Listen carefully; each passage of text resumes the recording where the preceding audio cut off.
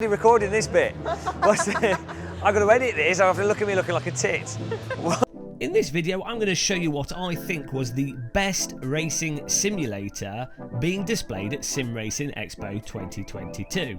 And rather weirdly, this driving simulator was sort of hidden away in the corner and a lot of people missed it. Which is unfortunate because it was absolutely fantastic to drive on. From the VR, the motion, the way the simulator was set up, it was absolutely phenomenal.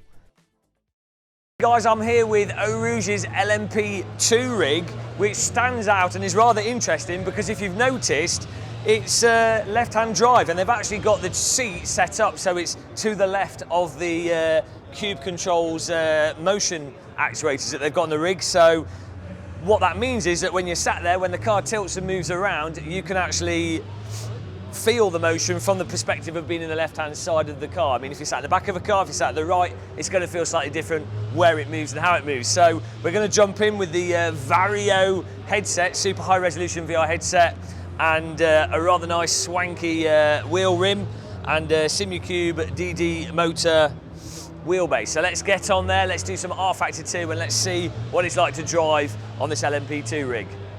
These bits are solid. Should I put them on this, hold that bit? Or? Yeah, Okay. or this. Awesome. Nothing like a nice sweaty VR headset. But yeah, in terms of driving, the Vario headset is really interesting with the VR because you obviously feel like you're actually sat in the vehicle, which is why we love VR. Vario Aero headset obviously has fantastic resolution, so it's almost at the level of human eye resolution. You do have some aliasing from the sim in order to run the sim at a high frame rate, which is great because there's no stutter and stuff with this still looking super, super crisp.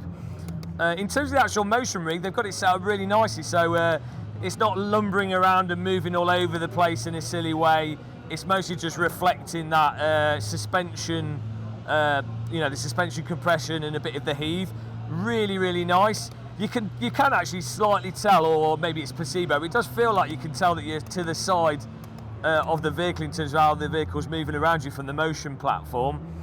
R Factor 2 actually though, which is what we're using here, absolutely fantastic. You know, again in VR, you can just feel the way the car's moving from like how you're pushing the tyres, but you have that really nice controllable little bit of slip in R Factor 2, which just makes it less unforgiving to drive, more satisfying to drive. Absolutely awesome. I mean, this rig just feels totally dialed in, to be honest. I think if you jumped in this as a real driver, you'd be really happy with how this is going. As I say, it's not trying to overdo things. It's just getting the little details and giving you what you need to drive from, and nothing that a sim really can't do. Wheel rim as well feels absolutely phenomenal. Really nice shape to it. And so with this SimRacing wheel, I'd say the way they've set up the force feedback, they've got it on quite strong. It feels about 14 or so Newton meters of force maximum coming through it. So not max force for this base, but what feels like what would probably be quite a realistic amount of force for this car that we're driving in the simulator. Again, we're getting great detail, both from the wheel. When you go over the curbing, you can feel the vibration through the wheel, but you're also getting the detail of the track surface from the motion around the rig. And in many ways, if they're set up properly, which they have done with this rig, you can focus on the load forces with the wheel. So when you're braking there, you can feel the front suspension load up and have an idea where the tyre limit is. All those high range, quick changing dynamic forces come through the wheel, and then stuff like vibrations, the gear shifts, the sort of load of the car as a whole, and then, as I say, heave is captured by the actual the motion, the 4-point motion actuators. The curbing actually feels so spot on. The motion there, to very similar to real life feel. A little bit less actually than the bumps from real life curbing. Although saying that, I think the curbing's quite smooth at Spa. I've only really been over the curbing in a fast car at Donington, so maybe this is actually spot on to Spa. They're not the biggest of curbs, but it does feel great. There's nothing wrong with that. So really, really nice actually. I'm honestly quite surprised how nice rFactor 2's running in VR. I'd imagine they're probably running this with quite a beast of a computer, but also the actual comfort of the image. Like there's no like artificial head movement and stuff going on, so all the movement is from me actually moving my head, and it just feels really, really natural. And the Vario headset as well, just the resolution, the Christmas means you can look into the distance, so really, really good stuff actually. The field of view actually on this Vario Aero looks a lot better, or feels a lot better than the HP Reverb G2, for example. So I don't feel like I'm getting that tunnel vision. And then also the scale of the VR image looks particularly good with this Vario headset. If you've used different VR headsets, you know, if you've owned or you use lots of different VR headsets, there's this weird thing that happens. Whoa, I'm losing control. There's this weird thing that happens with a lot of VR headsets where each headset, due to the lenses, due to however they render the image onto their screen, can have a different sense of scale to the game world. But this Vario headset, the scale is really, really nice.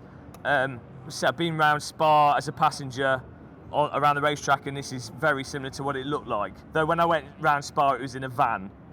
So it's what it looks like from a van. But I walked around the outside of the track as well, and it's just, this is spot on. We've got some cars passing us there. Awesome, really awesome stuff. A really, really nice rig, and as I say, I could totally see like a pro jumping in this and feeling really happy with it. No silly stuff going on. So what this Eau Rouge LMP2 rig really demonstrated and really showed off was simply the importance of setting things up correctly.